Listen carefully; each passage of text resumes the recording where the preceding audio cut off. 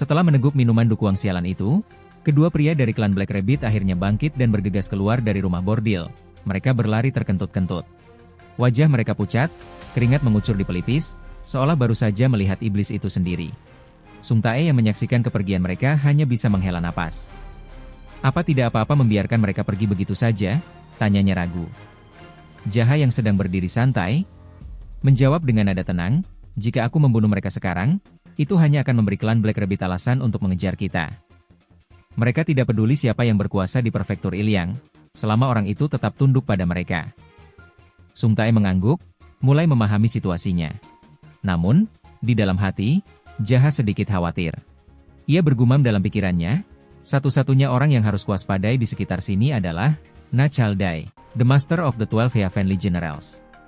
Aku tidak perlu menarik perhatiannya untuk saat ini. Jaha lalu berjalan dengan santai dan berkata dengan nada perintah, aku akan berkultivasi untuk sementara waktu.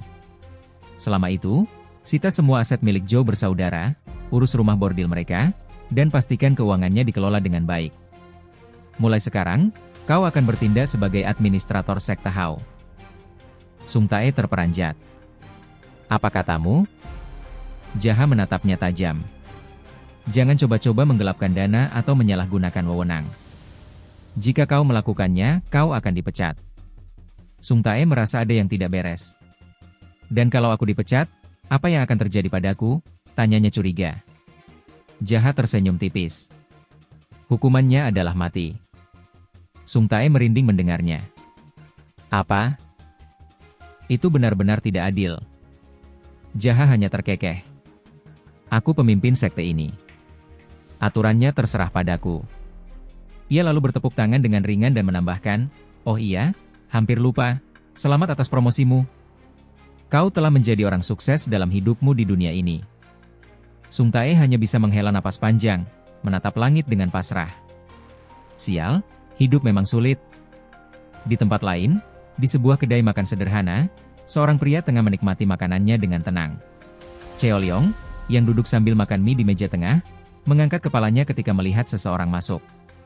Kau akhirnya datang? Tanyanya santai. Jaha duduk di hadapannya dan menjawab, ya, aku di sini. Pemilik kedai adalah seorang pria bernama Deoksu, menoleh ke arah mereka dan bertanya, apa kau ingin semangkuk mie juga? Jaha mengangguk. Ya, tolong buatkan semangkuk mie yang enak. Deoksu tersenyum dan berjalan ke dapur. Baiklah, tunggu sebentar. Sementara itu, Cheo Leong menatap Jaha dengan ekspresi penuh makna. Jadi, kau benar-benar serius saat mengatakan akan mengurus Zhou Igol, Zhou Ilseom, dan bahkan Zhou Sampiong. Jaha mengangguk santai. Ya, benar, jawabnya tanpa ragu. Cheo Leong menatapnya tajam sebelum bertanya, kau tidak khawatir klan Black Rabbit akan mengejarmu? Jika itu terjadi, banyak anak muda di sekitar sini yang bisa terbunuh. Jaha sedikit terkejut mendengar kekhawatiran itu. Dalam hatinya, ia bergumam, apakah dia memang seperti ini sebelumnya? Kalau dipikir-pikir, di kehidupanku yang lalu, dia juga sangat menentang membayar pajak pada Zhou bersaudara. Mereka belum akan mengejarku, jawab Jaha santai. Bahkan jika mereka melakukannya dan terjadi pertarungan, orang lain akan tetap baik-baik saja. Aku yang memulai kekacauan ini, jadi akulah yang akan menanggung akibatnya. Cheo Leong menatapnya serius. Jadi, kau benar-benar berniat menghadapi klan Black Rabbit sendirian? Tanpa ragu, Jaha menjawab, ya. Cheo Leong terkekeh kecil.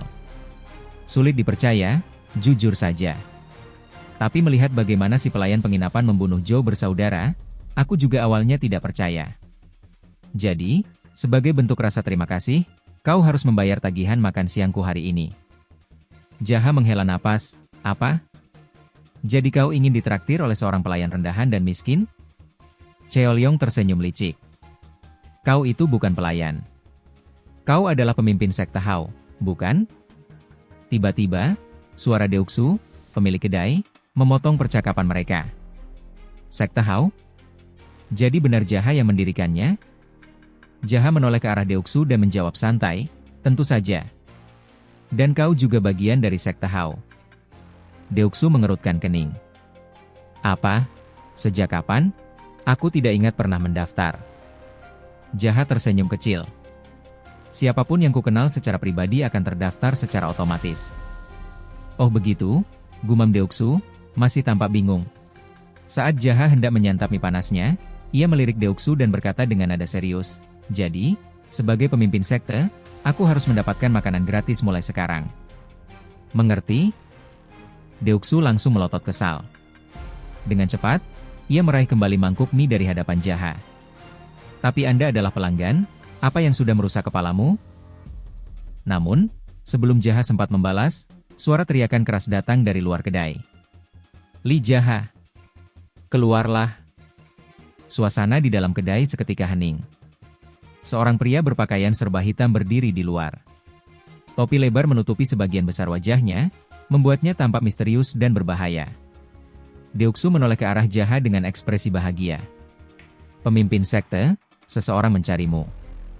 Jaha menghela napas panjang dan berkata dengan nada protes, "Bukankah tadi kau bilang aku adalah pelangganmu?" Deoksu dengan wajah serius berkata, "Ketua sekte, hati-hati di luar sana." Sementara itu, Cheolyong yang masih duduk santai berkata dengan nada malas, "Aku rasa akan turun hujan. Punggungku juga mulai sakit, jadi berhati-hatilah, pemimpin sekte." Jaha hanya mengangkat alisnya lalu bangkit dari tempat duduknya, bersiap menghadapi pria misterius di luar. Dia berkata sambil menghela napas dengan ekspresi kecewa. "Kalian hanya memanggilku pemimpin sekte saat ada masalah yang menjengkelkan," gumamnya, sebelum melangkah keluar. Di luar, hujan turun semakin deras, membasahi tanah dan menciptakan genangan di jalan berbatu. Di tengah kegelapan yang diterangi kilat, seorang pria berdiri menunggunya. "Aku dengar kaulah yang membunuh Neung Jiseok," katanya dengan suara datar. Jaha menatapnya sejenak, lalu tersenyum sinis. "Neung Jiseok?" Ia berpikir sebentar sebelum menyadari siapa yang dimaksud. "Oh, jadi bajingan itu." Pria itu tak menunjukkan reaksi. Ia memperkenalkan diri. "Aku adalah Wai Seonwoo dari Black Sea Wolves." Jaha bergumam dalam hati. Wai Seonwoo punya julukan Blades of the Twin Ghosts. Di kehidupanku sebelumnya, dia datang mengejarku dan mati di tanganku. Tapi dia terlihat lebih muda sekarang. Tidak salah lagi, dia pasti Wai Seonwoo. Seonwoo melangkah mendekat. "Katakan, kenapa kau membunuh Neung Jiseok?" Jaha mendengus. "Karena dia membakar rumahku." Seonwoo menyeringai tipis. "Alasan yang bagus. Tapi itu juga alasan kenapa kau akan mati di sini." Jaha terkekeh. "Aku ingin tahu apa kau sudah mendapatkan semuanya dalam hidupmu? Kau tidak akan mendapatkan apapun yang kau inginkan, bahkan jika itu hanya sehelai rambut." Botak. Mata Seonwoo berkilat marah.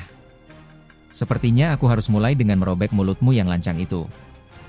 Mereka saling menatap tajam, tanpa satupun yang bergerak. Hening sesaat, hanya suara hujan yang terdengar, sebelum braaak. Petir menggelegar di langit. Seonwoo menerjang cepat, pedangnya berkilat di bawah hujan. Dengan satu tebasan kuat, ia mengincar Jaha. Tapi Jaha menghindar dengan gesit, lalu dengan sengaja menendang genangan air bercampur lumpur ke arah Seonwoo. Percikan kotor itu menghantam wajahnya. "Keparat!" Seonwoo mendesis kesal. Sementara itu, Jaha tetap waspada. Blades of the Twin Ghosts mengacu pada dua orang. Kalau Seonwoo ada di sini, maka Guyangsu pasti mengintai di bayang-bayang. Seonwoo menyerang lagi, kali ini dengan kedua pedangnya. Jaha tetap bertahan tanpa sekalipun menarik pedangnya dari sarungnya. Langkahnya mundur perlahan, menghindari setiap serangan. Dia mungkin membiarkanku menangkis beberapa kali, lalu Guyangsu akan muncul dan menyerang saat aku lengah. Tepat saat pemikirannya itu berlalu, suara dari belakang mengejutkannya. "Pemimpin sekte, kau baik-baik saja?" Jaha menoleh sekilas. "Sung Tae? Jangan terlalu dekat. Dia adalah ahli bela diri," serunya memperingatkan. Sung Tae, yang sudah basah kuyup oleh hujan, mendecakkan lidah. "Seorang ahli bela diri? Sialan, hujan ini benar-benar mengganggu." Dengan satu gerakan, Sung Tae melepas penutup mata sebelah kanannya, ekspresinya berubah serius. Ia pun bersiap untuk ikut dalam pertarungan. Sementara Seonwoo terus melancarkan serangan tanpa henti, Jaha tetap tenang dan menghindar dengan lincah. Di sela pertarungan, dia memperingatkan Sung Tae, Ada satu lagi yang bersembunyi di sekitar sini, jadi hati-hati. Sung Tae yang baru saja tiba terkejut. Apa? Serius? Tapi aku tidak melihat siapapun. Tiba-tiba, dari atap sebuah bangunan, seorang pria berbaju biru melompat turun dengan 2 pedang di tangannya. Dialah Gu Yangsu. Ia segera bergabung dengan Seonwoo, berdiri di sisinya dengan tatapan tajam. Sial, ternyata benar ada satu lagi. Sung Tae bergumam, merasa sedikit ketakutan. Jahat tersenyum tipis. Akhirnya kau muncul juga. Seonwoo menatap Jahat tajam. Jadi kau sudah tahu sejak awal kalau kami berdua, Jahat hanya tersenyum tanpa menjawab. Seonwoo kemudian memberi peringatan kepada Yangsu. Saudara junior, dia bukan orang biasa. Dia sedang menyembunyikan kekuatannya, jadi jangan lengah. Baik, aku mengerti, jawab Yangsu dengan penuh konsentrasi. Mereka berdua bersiap menyerang secara bersamaan. Namun, tiba-tiba terdengar suara teriakan nyaring yang begitu mengesalkan. Heh, dasar botak keparat.